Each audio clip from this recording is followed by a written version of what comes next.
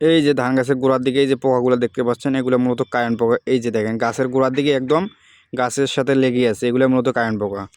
আসসালামু আলাইকুম ভিউয়ার্স। আজকে আমরা জানবো যে অনেকের ধান পেকে গেছে, তো এরকম অবস্থায় এই যে এইভাবে গাছে কারেন্ট পোকা আক্রমণ করে ফেলছে। তো এখন আপনারা স্প্রে করবেন কিনা এবং স্প্রে করা প্রয়োজন কিনা, তো আজকে আমরা সেটাই জানবো। তো বিস্তারিত জানার জন্য ভিডিওটি শেষ পর্যন্ত দেখবেন এবং যারা নতুন ভিউয়ার্স আছেন তারা অবশ্যই আমাদের চ্যানেলটি সাবস্ক্রাইব করে রাখবেন প্লিজ। তো বন্ধুরা, এই যে গাছের দিকে লক্ষ্য করেন, এখানে পোকার পরিমাণটা দেখেন। তো এই পোকাগুলোর কাজ হচ্ছে একদম গাছের দিকে আক্রমণ করা এবং শুরুতে গাছের রসগুলোকে শুষে খাওয়া এবং ধীরে ধীরে এই গাছগুলোকে এমনভাবে শুষে খাবে, দেখবেন যে আপনার গাছটা পুরোপুরি খড়ের পরিণত হয়ে গেছে এবং আপনার যে শীষগুলো আছে শীষগুলো একদম নষ্ট হয়ে গেছে। তো প্রথমত এই পোকার কাজ হচ্ছে যে আপনারা গাছের গোড়ার দিকে শুরু করবে এবং গোড়ায় আক্রমণ করবে। আপনারা অনেকে উপর দিকে দেখে মানে বোঝার চেষ্টা করেন, তো উপর দিকে দেখলে আপনাকে হবে না, অবশ্যই গাছের গোড়ার দিকে একটু ফাঁক করে দেখতে হবে যে পোকা আছে কি না। যদি আপনারা টের না পান, এই পোকা কিন্তু খুব দ্রুত বংশ বিস্তার করে এবং খুব দ্রুত ধান ক্ষেতের ক্ষতি সাধন করে। তো এই পোকা যে গাছটা করবে, আপনার যে গাছটা আছে গাছটাকে পুরোপুরি একদম রস শুষে আপনার গাছটাকে সাদা করে ফেলবে।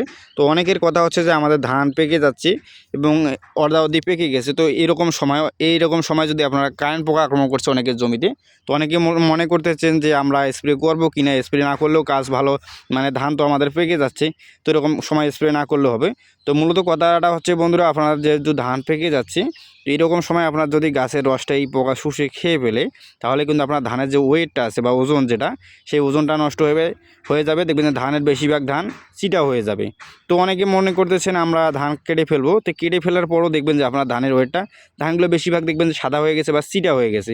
তো এই জন্য আপনাকে অবশ্যই গাছের ধান কাটার আগেই, যেহেতু ধান এখন আপনাদের পাকেনি অনেকেরই, তো এরকম সময় আপনাকে কারেন্ট পোকার স্প্রেটা করে দিতে হবে। তাহলে আপনার গাছের রসটা ঠিক থাকবে এবং গাছের শক্তিটা ঠিক থাকবে, পাশাপাশি আপনাদের ধানের ওয়েটটা বা ওজনটা এটা অনেক ভালো থাকবে।